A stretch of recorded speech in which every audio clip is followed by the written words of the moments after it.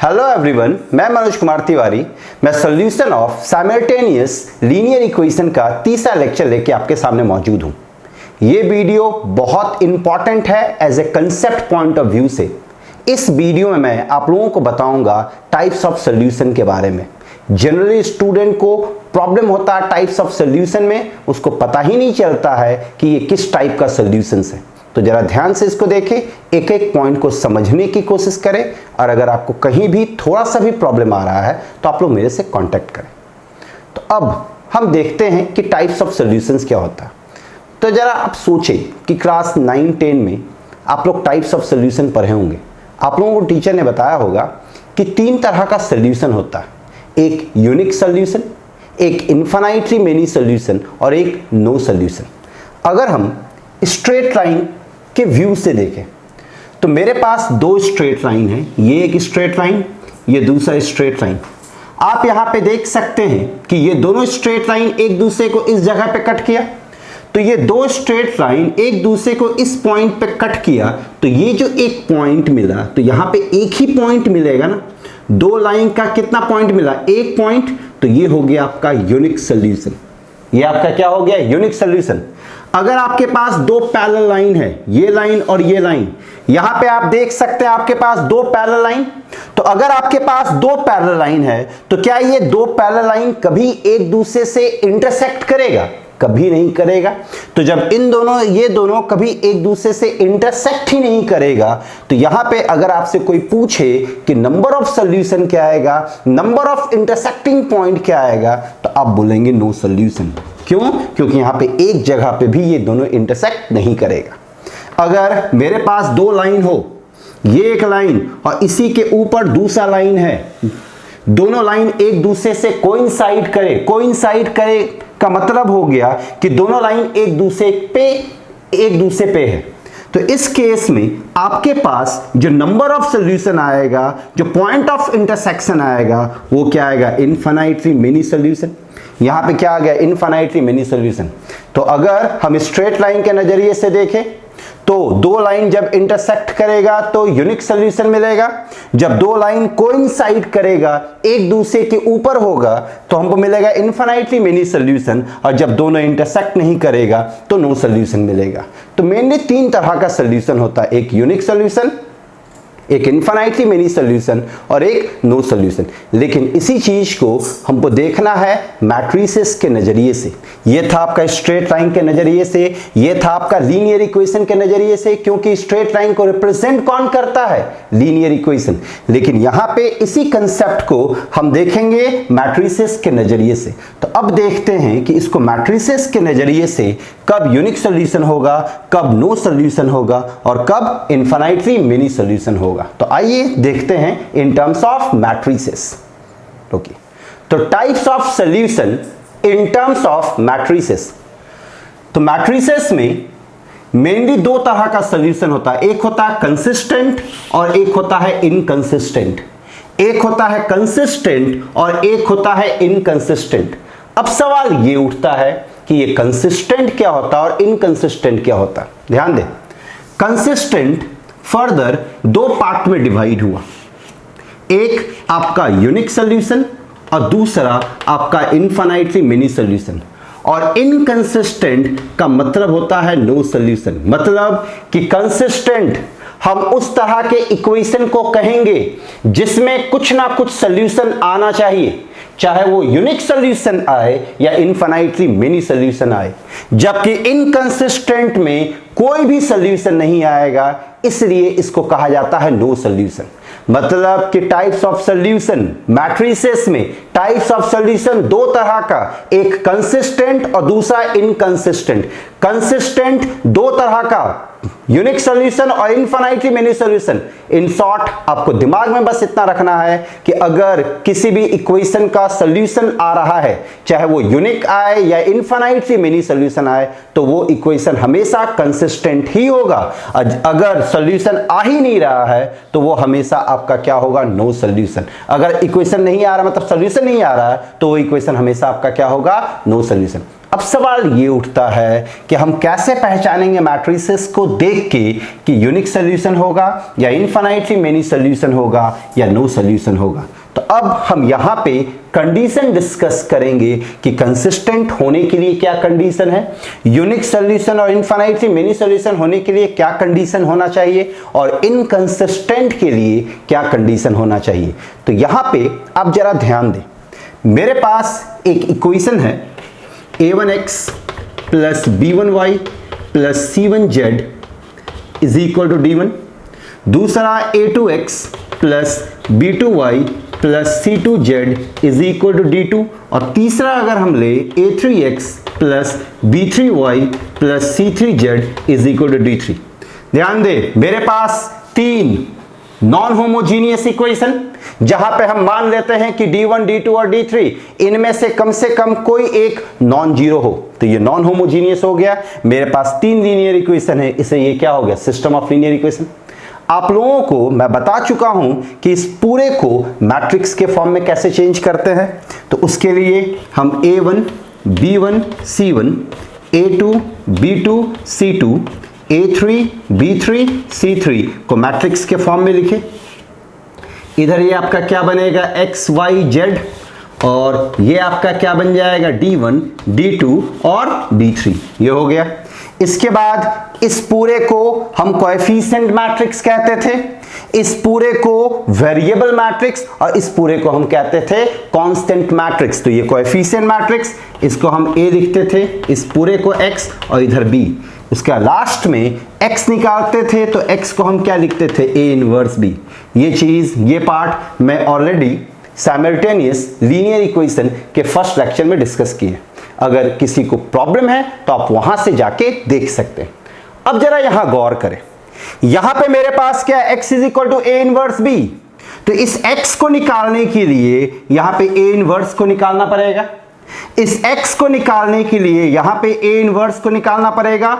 और आप लोगों को याद होगा a इनवर्स का फॉर्मूला होता है a inverse is equal to adjoint of a divide by determinant of a। मतलब कि एडजॉइन निकाल के हम डिटर्मिनेंट ऑफ a से सारे एलिमेंट को क्या करते हैं, डिवाइड।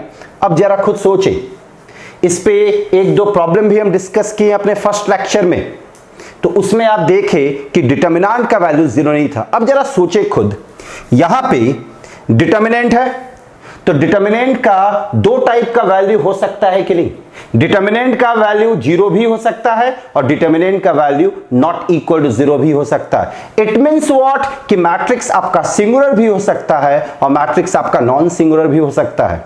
अगर ये डिटर्मिनेंट 0 होता है, या ध्यान देंगे, अगर ये डिटर्मिनेंट 0 हो जाए, तो अगर ये डिटर्मिनेंट 0 हो जाएगा तो आप ही सोचिए क्या कभी a इनवर्स निकलेगा, कभी a इनवर्स नहीं निकल सकता।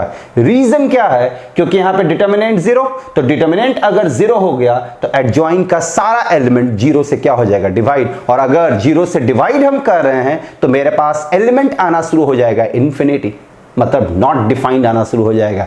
नॉट डिफाइंड आना शुरू हो जाएगा मतलब यहां पे इनवर्स एग्जिस्ट ही नहीं करेगा, और अगर इनवर्स एग्जिस्ट नहीं करेगा तो क्या ये x कभी निकल पाएगा। तो कंसिस्टेंट होना और इनकंसिस्टेंट होना, कंसिस्टेंट और इनकंसिस्टेंट के लिए सबसे पहले आपको डिटर्मिनेंट का वैल्यू निकालना पड़ेगा। कंसिस्टेंट और इनकंसिस्टेंट के लिए सबसे पहले आपको डिटर्मिनेंट का वैल्यू निकालना पड़ेगा। ध्यान दे, तो अगर आपके पास कोई भी प्रॉब्लम दिया हुआ है, कहीं भी सिस्टम ऑफ लीनियर इक्वेशंस दिया हुआ है, तो सबसे पहले आप डिटर्मिनेंट ऑफ a निकालें, जहां पे a किसको रिप्रेजेंट करेगा, कोएफिशिएंट मैट्रिक्स को, जैसा कि मैंने अभी आप लोगों को बताया था। अब ध्यान दीजिएगा, डिटर्मिनेंट ऑफ a का दो टाइप का वैल्यू, डिटर्मिनेंट ऑफ a 0 भी हो सकता है और डिटर्मिनेंट ऑफ a 0 नहीं भी हो सकता है। डिटर्मिनेंट ऑफ a 0 भी हो सकता है, डिटर्मिनेंट ऑफ a 0 नहीं भी हो सकता है। तो अब मैं आप लोगों से डिस्कस करता हूं कि कंसिस्टेंट कब होगा और इनकंसिस्टेंट कब होगा। लेकिन यहां तक आपको दिमाग में रखना है क्या कि a इनवर्स निकालते समय सबसे पहले हम किसका वैल्यू निकालेंगे, डिटर्मिनेंट ऑफ a का वैल्यू। सबसे पहले किसका वैल्यू निकालेंगे, डिटर्मिनेंट ऑफ a। अब हम यहां पे सबसे पहले डिटर्मिनेंट ऑफ a निकालें।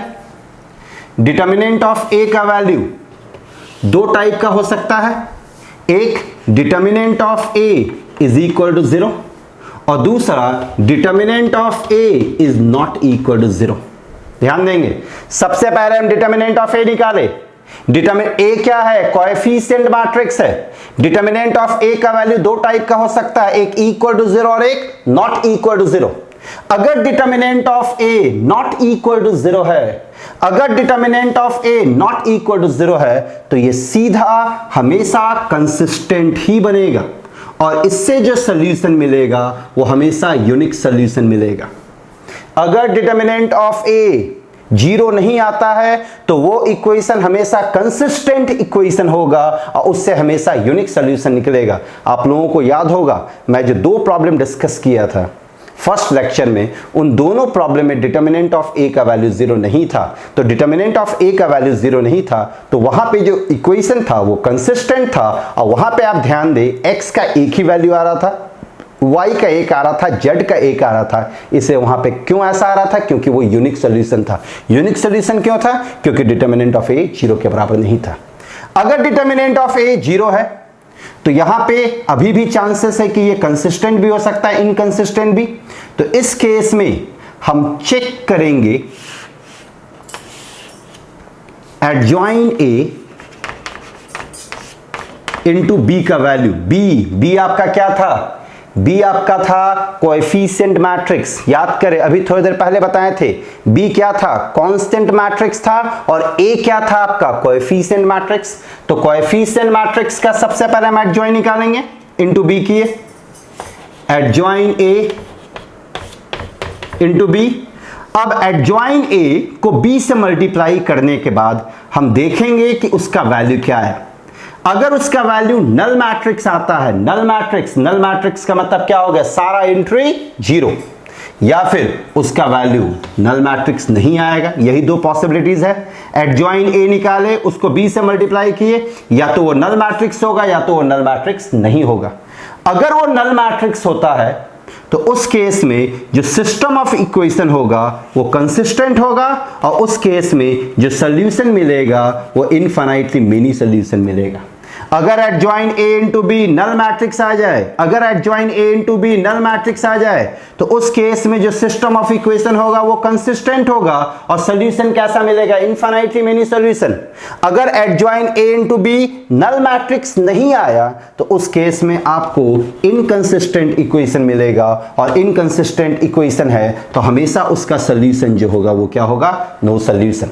तो कंसिस्टेंट और इनकंसिस्टेंट, कंसिस्टेंट में आपका सॉल्यूशन होगा चाहे यूनिक सॉल्यूशन हो या इनफाइनाइटली मेनी सॉल्यूशन, और इनकंसिस्टेंट में कभी भी कोई सॉल्यूशन नहीं होगा, इससे वहां पे हमेशा क्या होगा? No solution. अब सवाल ये उठता है कि मैट्रिक्स को देख के हम कैसे पता करेंगे कि किस में यूनिक सॉल्यूशन आएगा, किस में इनफाइनाइटली मेनी सॉल्यूशन और किस में नो सॉल्यूशन। तो उसके लिए तरीका क्या है? सबसे पहले आप इक्वेशन को मैट्रिक्स में चेंज करेंगे जैसा कि मैं आप लोगों से डिस्कस कर चुका हूं। फिर x इज इक्वल टू आपका क्या बनता है? x is equal to a inverse b बनता है। यहां पे याद करें a क्या था? कोएफिशिएंट मैट्रिक्स था और b क्या था? Constant matrix. a इनवर्स निकालने के लिए हम क्या निकालते हैं? Adjoin bye determinant of a। तो सबसे पहले हम डिटर्मिनेंट ऑफ a चेक करेंगे। वो 0 भी हो सकता है, नॉट इक्वल टू 0 हो सकता है। अगर वो 0 हुआ तो इस केस में दो कंडीशन आएगा। अगर वो 0 नहीं आया तो सीधा आंसर कंसिस्टेंट और यूनिक सॉल्यूशन, और अगर वो 0 आता है तो यहां पे हम एडजॉइन ए इंटू बी निकालेंगे और वो अगर नल मैट्रिक्स आया तो कंसिस्टेंट इनफाइनाइटली मेनी सॉल्यूशन, और एडजॉइन ए इंटू बी अगर नल मैट्रिक्स नहीं आया तो इनकंसिस्टेंट और नो सॉल्यूशन। मतलब कि डिटर्मिनेंट निकालने के बाद 0 अगर आता है तो ही हम प्रोसीड करेंगे एडजॉइन ए इंटू बी के लिए। वो नल मैट्रिक्स आया तो कंसिस्टेंट इनफाइनाइटली मेनी सॉल्यूशन, अगर वो नल मैट्रिक्स नहीं आया तो इनकंसिस्टेंट और नो सॉल्यूशन। अगर वो 0 नहीं आता है डिटर्मिनेंट ऑफ ए तो सीधा यूनिक सॉल्यूशन होगा और सिस्टम ऑफ यूनिक इक्वेशन होगा, मतलब यूनिक सॉल्यूशन होगा और सिस्टम ऑफ इक्वेशन आपका क्या होगा? कंसिस्टेंट। अब हम इस पे कुछ प्रॉब्लम देखते हैं कि और अच्छे से क्लियर हो जाए चीजें। तो मेरे पास एक प्रॉब्लम है, use matrix method to examine the following system of equation for consistency or inconsistency। मतलब कि हमको यहां पे ये पता करना है कि ये जो दो इक्वेशन है ये कंसिस्टेंट है या इनकंसिस्टेंट, कंसिस्टेंट है या इनकंसिस्टेंट। तो जो बताए थे उसके स्टेप को ध्यान दें। सबसे पहले हम आपको क्या बताए थे कि डिटर्मिनेंट ऑफ ए निकालेंगे। सबसे पहले क्या निकालेंगे? डिटर्मिनेंट ऑफ ए।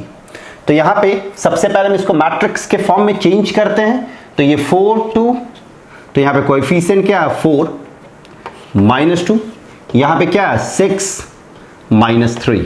ये मैट्रिक्स के फॉर्म में आया। इधर आपका वेरिएबल आ जाएगा x y, फिर कांस्टेंट 3 और 5 है, तो ये 3 और 5 आ गया। नेक्स्ट ये आपका क्या बनेगा? a। इस पूरे को x is equal to b लिखें। अब हम सबसे पहले यहां पे डिटर्मिनेंट ऑफ a चेक करेंगे। तो अगर हम डिटर्मिनेंट ऑफ a चेक करते हैं तो डिटर्मिनेंट ऑफ a आप देख सकते हैं, यही आपका a है, तो ये आपका क्या बन जाएगा? -12, और ये आपका क्या बनेगा? +12 इज इक्वल टू 0। तो यहां पे आप खुद देखें कि डिटर्मिनेंट ऑफ a 0 आ गया। Determinant of a 0। अभी तुरंत मैंने आप लोगों को क्या बताया था कि सबसे पहले जब कभी भी कंसिस्टेंट और इनकंसिस्टेंट चेक करना हो तो सबसे पहले आप डिटर्मिनेंट निकालेंगे। डिटर्मिनेंट का वैल्यू अगर 0 नहीं आता तो रिजल्ट वहीं पे आ जाता कि वो कंसिस्टेंट होगा और यूनिक सॉल्यूशन आएगा। लेकिन डिटर्मिनेंट ऑफ ए यहां 0 आ गया, मतलब कि इसमें कंसिस्टेंट और इनकंसिस्टेंट दोनों हो सकता है। तो अब कंसिस्टेंट और इनकंसिस्टेंट चेक करने के लिए क्या निकालना पड़ेगा? एडजॉइन ए इंटू बी। एडजॉइन ए इंटू बी। तो हम एडजॉइन ए निकालते हैं, ये ए है। एडजॉइन ए डायरेक्ट निकालने का तरीका आप लोगों को पता है, हमको यहां पे एडजॉइन ए इंटू बी निकालना है। तो आप देख सकते हैं यहां पे आपके पास ए है, तो एडजॉइन निकालने का तरीका क्या बताए थे आप लोगों को 2x2 ऑर्डर का, कि इन दोनों एलिमेंट को इंटरचेंज करेंगे। तो इन दोनों एलिमेंट को अगर हम इंटरचेंज किए तो 4 के प्लेस पे क्या आ जाएगा? -3, और -3 के प्लेस पे क्या आ जाएगा? 4। यहां पे ये -2 है, यहां पे 6 है, फिर इन दोनों के साइन को क्या करेंगे? चेंज। तो यहां पे -2 है तो ये क्या बन जाएगा? 2, और ये 6 है तो आपका क्या बन जाएगा? -6। ये आपका क्या आ गया? Adjoin of A. एडजॉइन ए जैसे बताए थे वैसे ही हम निकाले 2x2 के लिए। इन दोनों का पोजीशन चेंज किए, इन दोनों का पोजीशन चेंज किए, और इन दोनों का हम क्या कर दिए? Change sign. तो ये माइनस था तो आपका क्या बन गया? प्लस। ये 6 प्लस था तो ये क्या बन गया? Minus into b. Here b is what? 3 and 5। अब ये एडजॉइन ए इंटू बी आ गया। आप लोगों को मैं बता चुका हूं कि अगर एडजॉइन ए इंटू बी नल मैट्रिक्स आता है तो कंसिस्टेंट और इनफाइनाइटली मेनी सॉल्यूशन। अगर एडजॉइन ए इंटू बी नल मैट्रिक्स नहीं आता तो इनकंसिस्टेंट और नो सॉल्यूशन। इनकंसिस्टेंट में आपका खाली एक ही टाइप का सॉल्यूशन आएगा, कौन सा? No solution. तो इसको मल्टीप्लाई करें तो ये क्या आएगा? -3 इंटू 3 -9। ये क्या बन जाएगा? +10। अब यहीं से देख सकते हैं -9 + 10 क्या आएगा? 1। चलिए इसको भी मल्टीप्लाई कीजिए। ये क्या आएगा? -18 + 9 +20। अब आप खुद देख सकते हैं -9 + 10 क्या आ गया? 1, और ये -18 + 20 क्या आ गया? 2। मतलब कि ये आपका नल मैट्रिक्स के बराबर नहीं हुआ। तो अगर ये आपका नल मैट्रिक्स के बराबर नहीं हुआ मतलब ये सिस्टम ऑफ इक्वेशन आपका क्या है? इनकंसिस्टेंट। और इसमें कैसा सॉल्यूशन मिलेगा? तो नो सॉल्यूशन। डिटर्मिनेंट सबसे पहले हम निकाले। डिटर्मिनेंट निकालने के बाद हम क्या देखें? 0 है।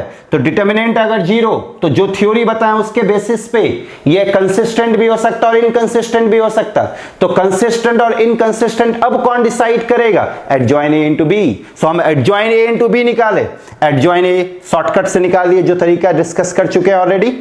बी ये है, इन दोनों को मल्टीप्लाई करने के बाद हमको क्या मिला? 1 2। 1 2 कभी भी नल मैट्रिक्स के बराबर नहीं होता, तो ये नल मैट्रिक्स नहीं हुआ, मतलब एडजॉइन ए इंटू बी नल मैट्रिक्स नहीं, मतलब ये इनकंसिस्टेंट। और कैसा सॉल्यूशन? तो नो सॉल्यूशन। तो ये था आपका प्रॉब्लम नंबर 1। अब मेरे पास एक प्रॉब्लम है, so that the following system of equation is consistent also find its solution. अगर आप स्ट्रेट लाइन के नजरिए से देखें तो ये दोनों सेम लाइन है। यहां से अगर हम 2 कॉमन ले रहे हो, यहां से 3 कॉमन ले ले, तो ये दोनों सेम इक्वेशन आ जाएगा।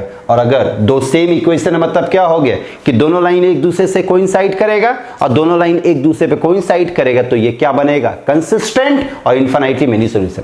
लेकिन यहां पे हम वो मैट्रिक्स के नजरिए से देखना है यहाँ पे मेन आपको देखना है कि इनफाइनाइटली मेनी सॉल्यूशन कैसे निकालते हैं और कंसिस्टेंट और इनकंसिस्टेंट तो अभी आप देखें। तो इसको आगे बढ़ाते हैं हम। सबसे पहले इसको मैट्रिक्स के फॉर्म में लिखते हैं।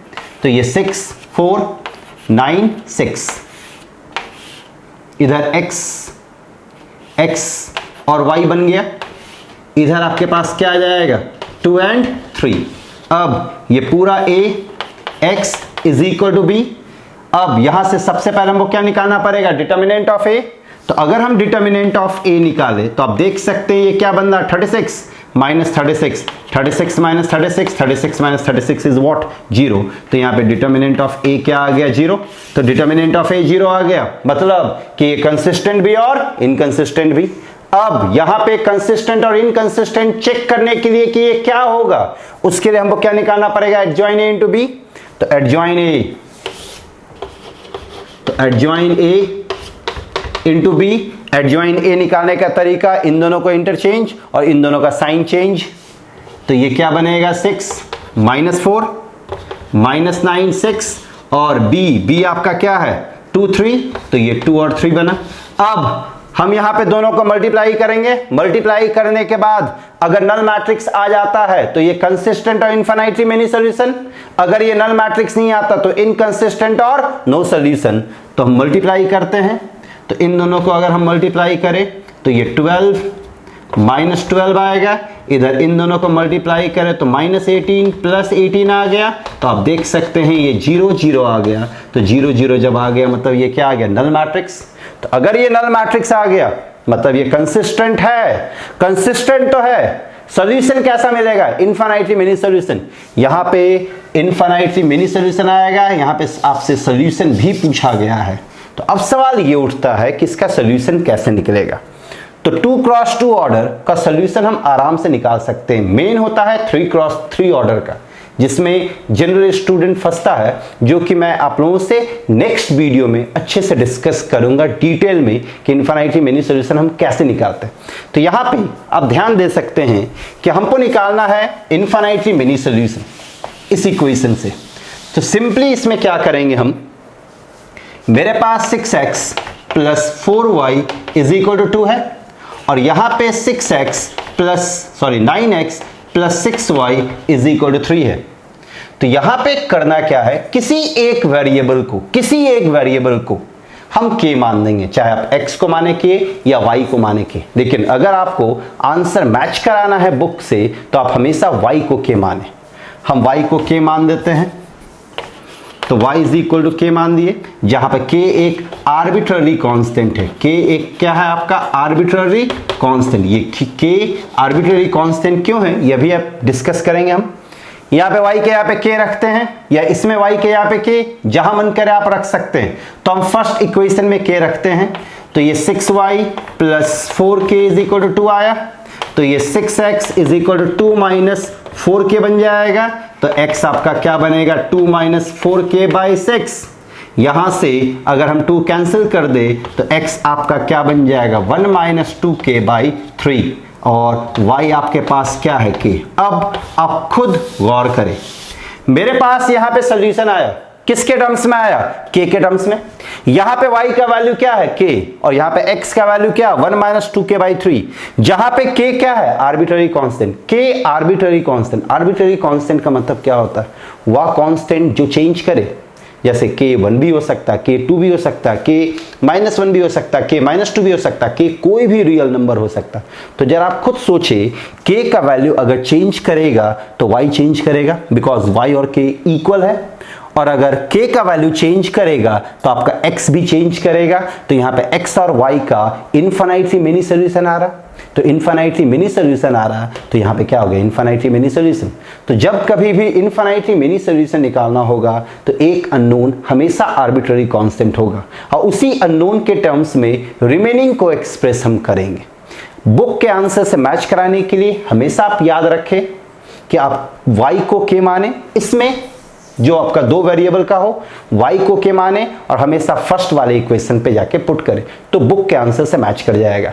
अदरवाइज बुक के आंसर से मैच नहीं करेगा। आप यहां पे x को भी k मान सकते हैं, सेकेंड इक्वेशन को भी पकड़ सकते हैं, उससे बुक का आंसर मैच नहीं करेगा। लेकिन सही है, गलत कोई नहीं कर सकता। क्यों? क्योंकि इन्फिनिटी मिनी सॉल्यूशन होगा तो सॉल्यूशन आप कहीं से भी लिख सकते हैं। तो ये था आपका 2x2 ऑर्डर का।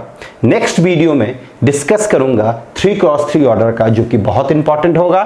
3x3 ऑर्डर बारे मैट्रिक्स में या तीन इक्वेशन जिसमें तीन वेरिएबल हो, उसमें हम इन्फिनिटी मिनी सॉल्यूशन कैसे निकालते हैं। तो ये आपके पास क्वेश्चन नंबर 3 है कि इसमें भी आपके पास दो इक्वेशन दिया हुआ है, आपको प्रूफ करना है कि ये कंसिस्टेंट है। कंसिस्टेंट होने के बाद इसका सोल्यूशन निकालना, मतलब अगर यूनिक सोल्यूशन है तो यूनिक सोल्यूशन निकालेंगे, इन्फिनिटी मिनी सोल्यूशन है तो इन्फिनिटी मिनी सोल्यूशन निकालेंगे। ये आप निकाल के इसके आंसर को कमेंट बॉक्स पे कमेंट करेंगे।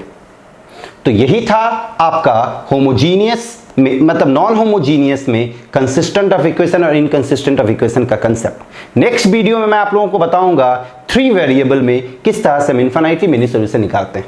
Thank you very much. अगर आप लोगों को ये वीडियो अच्छा लगा तो लाइक और कमेंट जरूर करें, मेरे चैनल को सब्सक्राइब भी करें। Thank you very much.